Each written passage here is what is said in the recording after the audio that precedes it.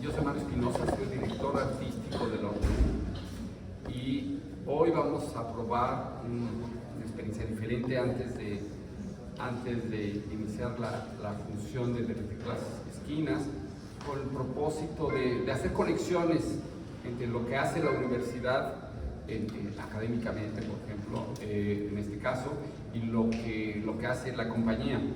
Y por eso hemos invitado a dos distinguidas profesoras investigadoras de esta universidad, a Claudia Giri y a Marta Munguía, que además de ser investigadores del Instituto de Investigaciones Lingüístico-Literarias de la UB, son especialistas en la risa. Entonces hoy, sin hablar no vamos a hablar de la obra, no vamos a balconear nada de lo que va a ocurrir, pero vamos a hablar sobre la risa y lo que nos podrían proponer a modo de provocación más, porque tenemos poquitos minutos, pero yo creo que en estos poquitos minutos pueden desatarse pues asuntos de interés que después todos podemos buscar y si queremos profundizar en ello. Entonces, Marta, Claudia, gracias. Adelante. Gracias. Bueno, muchísimas.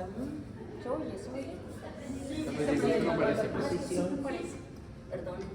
Bueno, pues muchas gracias por estar aquí. Estamos verdaderamente muy contentas de estar estrenando este espacio que espero que poco a poco lo vayamos haciendo cada vez más nuestro, más nuestra casa, ¿no? De esta expresión artística tan importante, con tanta historia en Jalapa además. Entonces, esperamos no atribularnos mucho, atarantarnos mucho con nuestros rollos sobre la risa. Tenemos muchos años trabajando en esto, pero ojo, no están orientadas nuestras indagaciones, nuestros intereses por el rumbo de hacer reír, ¿ok? No, lo siento, no los vamos a hacer reír. Pues sí, ya. Gracias. No intencionadamente. Sino queremos compartir con ustedes unas reflexiones nada más sobre este fenómeno tan presente en todos los ámbitos de la vida, tan constante en todas las actividades de nuestra existencia. Es un fenómeno, por supuesto, ligado al cuerpo, es una expresión del cuerpo, pero también hay que reconocer que va mucho más allá de lo meramente fisiológico y que está estrechamente vinculado con la inteligencia. Contra todo lo que se ha dicho acerca de la risa, estas historias de la risa abundan la cara del tonto, la gente corta de entendederas es la que se ríe. También se ha podido demostrar que la risa es una forma de inteligencia, es un modo de captar el mundo, de relacionarse, de entrar en una relación solidaria con el otro, de reconocerse en el otro.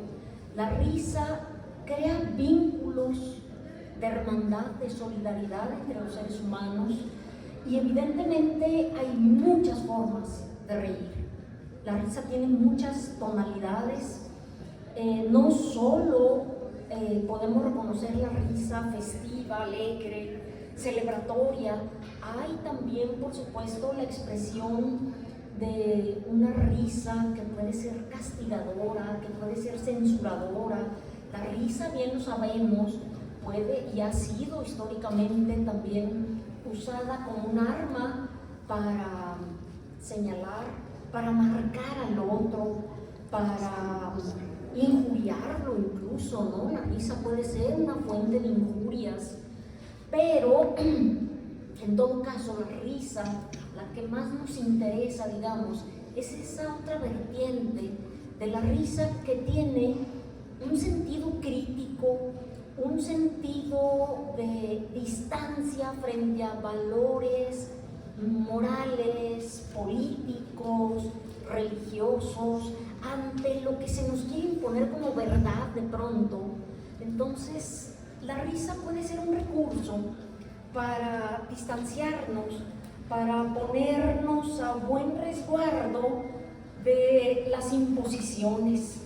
Entonces, la risa, en esa medida, en tanto actitud de expresión crítica, ha sido muy marcada también por distintos poderes. En general, a la autoridad no le gusta la risa, desconfía de la risa. Y bueno, podemos recordar cómo, por ejemplo, ha habido en la Edad Media, por ejemplo, abundaban tratados medievales escritos por monjes para censurar a la risa, para marcarla como algo muy feo, como algo diabólico, ¿no? Algo perteneciente a Satanás, porque acuérdense quién fue el que se rió, Lucifer, ¿no? El ángel bello en su caída fue el que se reía, ¿no? Entonces, bueno, también sabemos que hay a estas alturas muchos estudios sobre la risa, la filosofía desde los tiempos de los griegos clásicos, ¿no? Aristóteles, Platón, se empezaron a preguntar, ¿qué es esta expresión tan peculiar? Aunque siempre haya tenido mejor prensa el llanto y el sufrimiento y el dolor por estas religiones monoteístas, ¿no? Que impusieron, hay que sufrir para merecer, ¿no? Y entonces la risa así como, sobre todo hay que controlar la risa de las mujeres, ¿no? Y se trabajó durante muchos años alrededor de esto, porque la risa ha sido un elemento disolvente, ¿no? En todos los momentos. La risa es histórica también. Esto quiere decir que no siempre se ha reído de la misma manera ni de los mismos motivos. Cada época, cada generación, cada grupo tiene sus formas de reír, así como cada grupo tiene sus propios códigos lingüísticos, también cada grupo tiene sus propias formas, sus códigos de risa, ¿no? También. Ahora, bueno, podemos hablar mucho sobre la risa como fenómeno cultural, como fenómeno que es parte de nuestra vida, pero a nosotras en particular nos ha interesado, nos hemos dedicado a tratar de ver, de desentrañar cómo entra la risa en la literatura, cómo se expresa la risa en la literatura, y no solo en la literatura, ¿no? La risa, ya empecé a asustar gente. Bueno, la risa puede ser, lo es con mucha frecuencia, el eje alrededor del cual se construyen grandes obras literarias, y entra la risa a la literatura de muy diversas maneras. Tenemos, por ejemplo, la risa irónica, ligada a la ironía, que es este modo de poner a distancia ciertos valores, pero también está la risa de lo grotesco, por ejemplo, está la risa de lo fársico, está la risa de lo satírico, y bueno, la cultura ha imaginado, ha creado ciertos personajes que surgen, ¿no? La imaginación popular para reírse. Piensen, por ejemplo, ustedes, cómo casi todas las comunidades donde se cuentan cuentos de tradición oral, es muy común que aparezca la figura del tonto, por ejemplo. El tonto es el que no entiende, no comparte, y en este no entender, no compartir, o sea, son tontos muy relativamente tontos, ¿no? Es decir, es una figura que construye la imaginación humana para señalar y remarcar lo absurdo, por ejemplo, de ciertas convenciones creadas, construidas, y entonces ciertas imposiciones, y entonces cuando llega el tonto, y el tonto así que no entiende, que no comparte, en este no compartir va poniendo de manifiesto el absurdo justamente que late en el orden establecido. Es lo mismo la figura del loco, ¿no? Por ejemplo, el loco es este otro personaje extravagante, fuera de sí, que se toma la libertad de decir cosas, de decir lo que los demás no nos atrevemos a decir, ¿no? Hay muchas figuras que funcionan. Piensen, por ejemplo, en Don Quijote. Don Quijote es el loco más famoso, ¿no?, en nuestra historia cultural. Es este hombre que se volvió loco de tanto leer y que, claro, nos hace reír y nos hace llorar, las dos cosas, ¿no?, a la vez. Y es justamente, fíjense, ojo, ¿no?, es el nacimiento de la novela moderna con Cervantes, con este juego de risas hondas, profundas, este denunciar, este ver, ya me voy a callar, es que ya voy a hablar de la risa en el teatro, este denunciar pues la imposición de la iglesia, por ejemplo, ¿no?, ciertos valores. Entonces, cómo nuestra literatura, a pesar de que siempre le prestamos más atención y la tenemos como más alta, la literatura seria, la literatura trágica, sin embargo, en realidad desde los orígenes, la literatura, la novela, surge estrechamente ligada a los tonos, a muy diversos tonos de la risa, además. Bueno, por ejemplo, también yo creo que ningún arte de este mundo es ajena a la risa. Hay música compuesta con este espíritu festivo, humorístico, y en Veracruz tenemos esta maravilla de las caritas sonrientes, ¿no? Es decir, que no todas las culturas tienen, por cierto, no todas las culturas han llevado a la confección escultural de la risa, como si lo hicieron las culturas originarias de esta región, ¿no? Es decir, atrapar el gesto de la risa, y no solo este gesto que es físico, sino que también es expresión de un modo de ver, de un modo de relacionarse, de estar con el otro, de estar con uno mismo y de ser inteligente, ¿no?, también. Entonces, bueno, ya nada más les quiero decir, hay otra figura también muy importante a propósito, perdón, estoy haciendo mucho barullo, ¿no?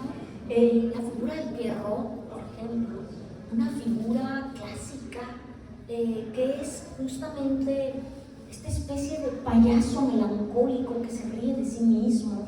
Es decir, la risa no solo implica reírse de los otros, reírse de los demás, sino también uno se ríe de sí mismo, y nunca, en ningún otro momento de la vida, tal vez, somos más inteligentes que cuando podemos reírnos de nosotros mismos, ver la pequeñez, lo ridículo que podemos ser, y ahí es donde entra la inteligencia, y hay astas, ¿no? Es decir, también hay gente que no se ríe, que nunca aprendió a tener sentido del humor, y que en esta rigidez del rostro y falta de flexibilidad mental son los que han arruinado la humanidad, son los que han impuesto sistemas tremendos, ¿no?, como los que estamos padeciendo.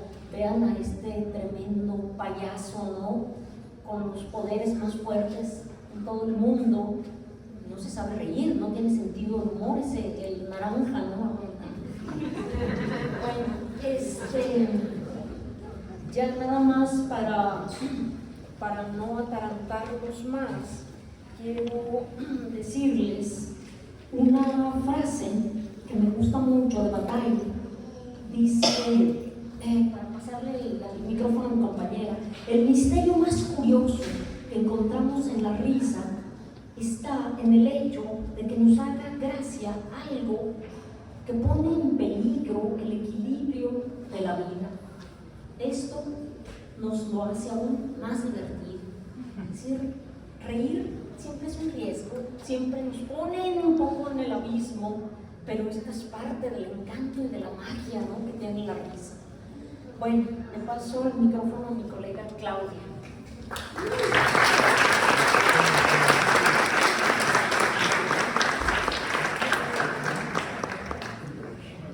Bueno, yo también estoy muy contenta y agradezco mucho a Mario la oportunidad de venir a conversar con ustedes.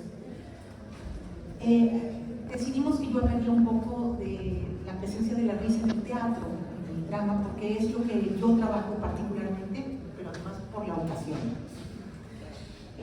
No ha habido ningún momento en la historia del teatro en el que no se haya vinculado de alguna manera la risa con la expresión teatral. Pero las formas, los sentidos que ha adquirido esa risa a lo largo de la historia son muy radicalmente distintos unos de otros. Entonces, elegí unos momentitos solo para tratar de ilustrar esto. En el origen del drama en Occidente, desde los griegos, empezamos a tener testimonios desde el siglo VI antes de Cristo, aparece lo que ellos llaman comedia.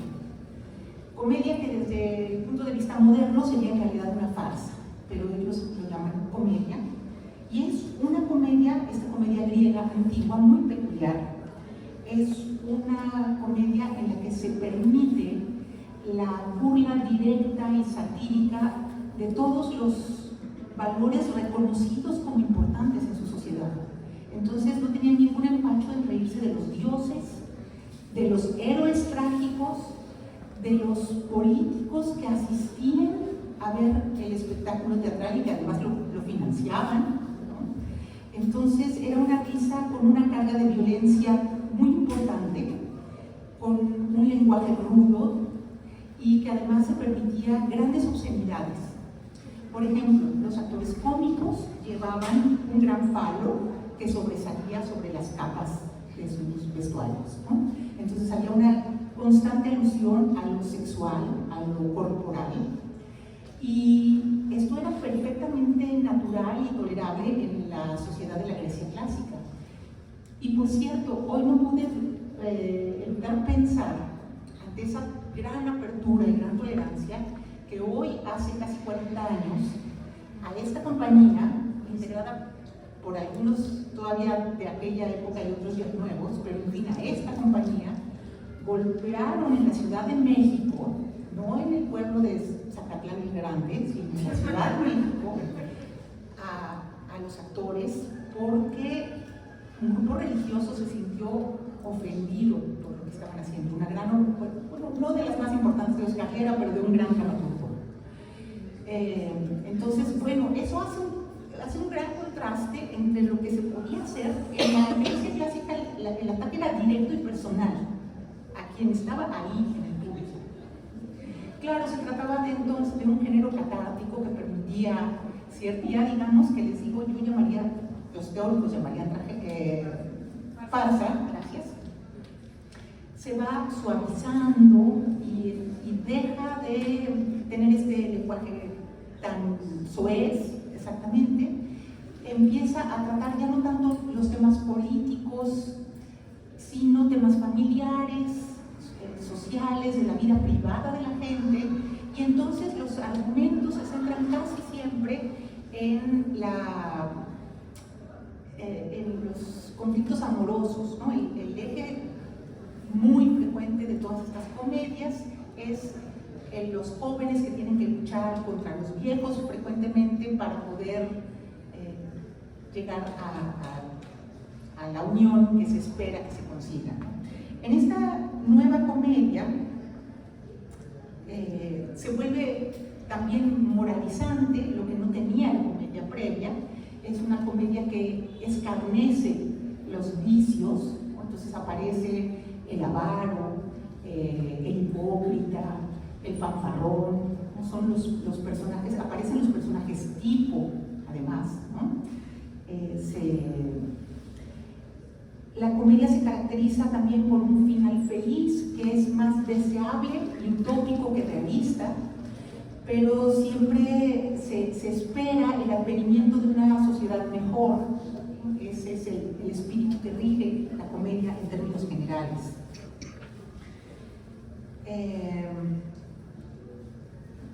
Bueno, esta comedia, como en términos muy amplios, se subdivide en muchísimas variedades: la comedia de enredos, la comedia de capa y espada, y una infinidad más en las que no voy a entrar. Pero luego en el Renacimiento italiano, por ahí del siglo XVI al XVIII más o menos, aparece una forma distinta de comedia que se llama la comedia del arte. Esta comedia tiene características especiales en todos sentidos. Desde su producción, las compañías se especializan los actores en un solo personaje. Esos personajes se llaman máscaras, y es el arlequín, el dottore, Polichinela.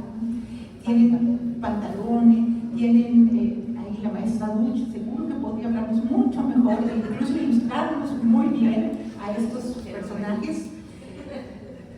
No se escribían historias para esos espectáculos, solo había como una escaleta, un esquema a partir del cual se improvisaba. Ese es otro de los elementos que caracterizan a la comedia del arte. En ellos, otro rasgo muy importante es el travestismo que se daba en esos personajes.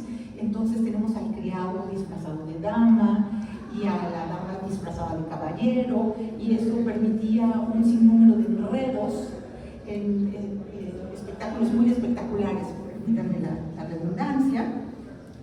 Estas compañías de la comedia del arte recorrieron por lo menos un par de siglos toda Europa y fueron muy importantes para que surgieran otros grandes comediógrafos como Molière, por ejemplo, ¿no? El gran comediógrafo francés del siglo XVII. Él retoma muchos de los elementos de la comedia del arte, pero ya crea personajes mucho más complejos, ¿no? Y a propósito de la relación con la sociedad, se vuelve muy tensa, porque las fuerzas conservadoras, sobre todo la Iglesia, le ponen muchas trabas a las comedias de Molière, sobre todo algunas, como por ejemplo el Tartufo, ¿no? El Tartufo, que tiene que pasar, ahora no recuerdo exactamente cuánto tiempo para que se permita el estreno. Estuvo el arzobispo de París, logró que por un tiempo se excomulgara a quien leyera tan solo, escuchara las versiones del Tartufo, hasta que finalmente logra que Luis XIV le autorice la representación, ¿no? Entonces vean cómo estas formas de risa van cambiando, pero también la relación con el mundo social que las genera, ¿no? Bueno, luego quisiera hablar de otra forma radical de risa, y no, es el absurdo. Porque me quiero referir a un periodo concreto de la historia del teatro que se llama teatro, que un crítico inglés, Martin Lessing, denomina teatro del absurdo a un teatro en particular que surge en París de la posguerra, cuando la sociedad estaba muy lastimada y consternada por la capacidad de destrucción que tiene el ser humano, y entonces trabaja con el absurdo para mostrar, con la risa, para mostrar el absurdo de la existencia, ¿no? El sinsentido de nacer para trabajar toda la vida como bestias para morir, ¿no? Eso no tiene sentido. Y cuando Dios no existe, porque esto es lo que se puede colegir después de la capacidad de destrucción que tienen los hombres, pues la vida no tiene sentido. Es el mismo, digamos, la misma preocupación que tienen los filósofos existencialistas, pero mientras ellos elaboran el absurdo de la existencia, ¿perdón? Se azotan. Bueno, yo los adoro, ¿eh? Quisiera que soy una azotada. Elaboran el sinsentido de la existencia con lógica, con un discurso lógico. Los dramaturgos lo elaboran el mismo sinsentido de la existencia, pero a través del absurdo. Nada más que quiero contar que el absurdo no lo inventan ellos, ha existido desde los orígenes del teatro, porque está en nosotros, somos seres absurdos, ¿no? Y quiero leerles, si me permiten, si tengo todavía 2 minutos, una escena de la Comedia del Arte, en la que Arlequín, un personaje de la comedia, les traía imágenes, no va a dar tiempo, finge ser un soldado pobre de limosna. Entonces se acerca un señor Cintio y Arlequín alza la gorra y dice: señor, por favor, una ayudita para un pobre mudo. Cintio sonríe y le dice: así que eres mudo, amigo. O sí, señor, responde Arlequín inocentemente. Y cuando Cintio le pregunta cómo puede ser mudo si puede contestar a quien le hace una pregunta, vehementemente Arlequín responde: pero señor, sería una descortesía no responder. Estoy bien educado, sé cómo hay que comportarse. No obstante, en ese preciso momento en que está diciendo eso, se da cuenta de repente de su error e intenta subsanarlo y añade: pero tenés razón, señor, me he equivocado. Quería decir que soy sordo. Sordo, grita Cintio. Eso es imposible. Oh, sí, señor, os lo aseguro, responde Arlequín. No puedo oír ni siquiera el disparo de un cañón. Pero en cualquier caso, dice Cintio, entiendes lo que se te dice, especialmente si alguien te llama para darte dinero. Con toda seguridad, señor, responde Arlequín. Y después vuelve a darse cuenta de que cometió un ligero error y dice: perdón, señor, en realidad debía haber dicho que era ciego.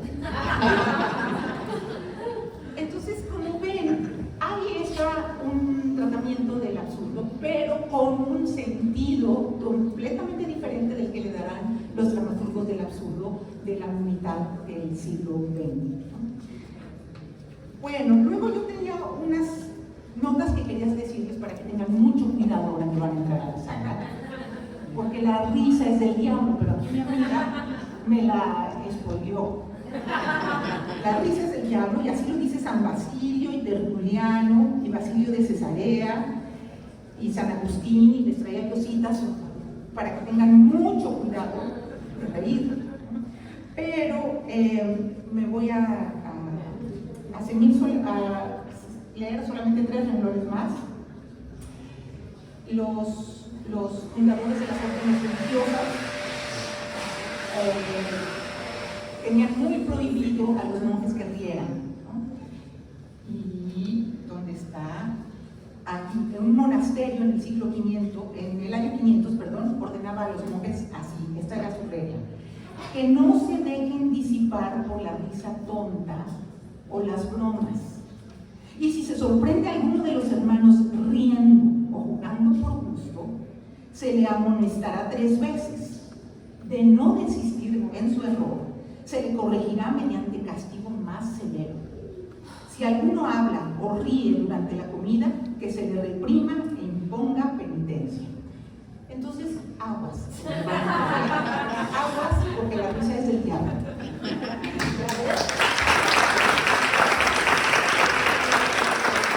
Gracias, Claudia. Gracias, Ruth. Gracias, Marta. Gracias, Claudia. Y para ahora, por favor.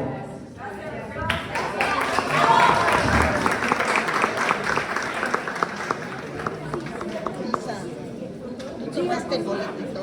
Es que tenemos